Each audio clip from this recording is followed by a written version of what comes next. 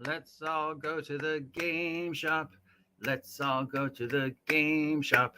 Let's all go to the game shop and see what's new this week. What's up, nerds? It's your boy, the OGGM, coming to you live from the land of spookiness that is the tabletop role-playing game world on this Wednesday morning. I think it's the Wednesday. I don't know. It's the 20th day of September in the year of our Lord Steve the Cat 2023. It's about 8:34 in the morning. The weather is looking to be maybe hazy, but okay today. I don't know. I woke up this morning and I was freezing. I don't know why, because it's like 78 in my hot room. So maybe I'm just getting sick again. You don't care. It's time to go outside, walk down the block to our friendly local game store. That is, if you happen to live in a city that does have a friendly local game store, and check to see what new product is available on the shelves of our friendly local game store. That is, if your friendly local game store actively supports role-playing. Unless, of course, you live in Ventura, where we are within a 20-minute drive of half a dozen game shops, none of which bother to actively support role-playing. But we're not bitter. But, of course, safety warning, before you run into your friendly local game shop, call ahead and make sure the product is in stock. And if not, they can order it. And when you do, let them know the OGGM sent you. At which point they'll look at you and go, I have no idea who that is. Anyways, let's go. Let's go, let's go, let's go. From Cobalt Press, we have some new stuff for their new setting, Wastes of Chaos. So this is the new setting that they've come out with. It's sort of a Thunder the Barbarian, Electric Bastion, Eternal Grasslands type setting. You know, sort of a fantasy post-Holocaust with bits of steampunk.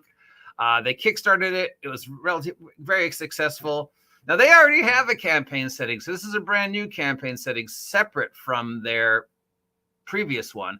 I don't know if this is going to be the campaign world for Tales for the Valiant, because just the name itself doesn't seem to go with a Tales from the Waste setting. Tales from the Valiant just makes you think, you know, more like Arthurian, classic knights in shining armor fantasy. And this is more of like a, you know, late 80s sci-fi fantasy setting. So we'll see. Anyways, here, if you're looking for a slightly different way to do a tabletop role-playing game campaign, a little bit more, you know, like, I don't know, Thunder the Barbarian meets Electric Bastion meets heavy metal. It's $39.99 for this. You get Tales from the Waste, and you get Prepared, which is a series of adventures for the world of Tales from the Waste. From Renegade Game Studios, we have Cobra! For the G.I. Joe role-playing game, we have the Cobra Codex. This is $50, and it gives you all the rules you need to create characters for Cobra and attempt to take over the world, only to be, you know, routinely defeated by people with a name like Shipwreck. From Anodyne Print View, for the game that keeps on giving, Mothership, we have Hull Breach, Breach of Contract, and Agent Class. Hull Breach is $50, Breach of Contract is $25, and Agent Class is $5. Hull Breach is a collection of adventures and supplements for Mothership. Breach of Contract is the definitive authority on dystopian corporate law and tech, like including a artificial intelligence and user license agreement, because that's something people wanted. A made-up legal guide to the politics and legality and bureaucratics of the Mothership future. And then we have a new class for Mothership called the Agent, which is basically spies. From Thursday Night Games, for Mothership, we have Bloom. This is a $10 adventure about a clandestine research facility that has discovered a new moss that could revolutionize the world. I mean, okay, there's some side effects. So yes, if you're looking for a more ground-based horror for Mothership, Bloom is available. Always love to see some love from Mothership. From Odin's Beard for Kane Crane, we have Howl. This is a $22 adventure for the Kane, K-A-I-R-N, Karen adventure sitting. Karen is Swords and Sandals, if I remember correctly. No, it's just a standard OSR OGL style game. So yet another take on fantasy. From our friends Mike Poundsmith over at Artisolian Games, we have the Danger Gal dossier for Cyberpunk 2nd Edition version 2.1 2020. This is $40. This is Danger Gal is Night City's premier investigation and security corporation, and this is the all the equipment and agents that they've made. I thought it was Arkansas or maybe Edge Runner or Trauma Team, but nope. Danger Gal is the _1 company, and for some reason, in order to work for this company, you have to have cat ears because anime. From Fabletop Productions, we have The Dread of Night. This is a Powered by the Apocalypse hardcover supplements, $25. It deals with nighttime and horrors unseen and despair beyond imagination and the end of the daylight world and the coming of the dark. Yes. I don't know what it is for, but I guess it's just a generic fantasy adventure for people who are using Powered by the Apocalypse to run fantasy type games.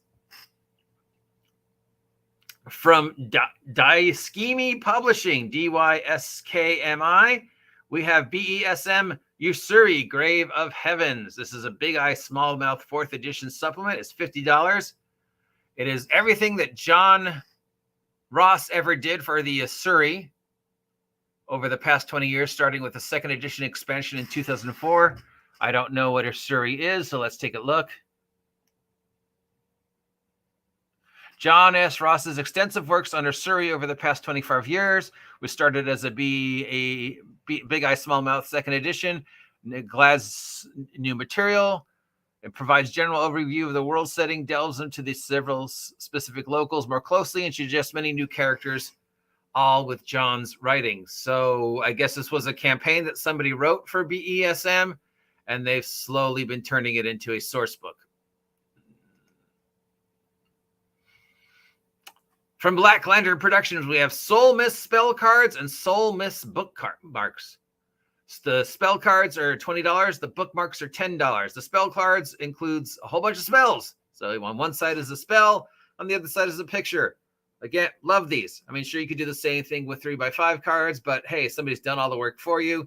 You get one of those little like Magic the Gathering card folders. You put your cards in it that, for the spells you are using for that day.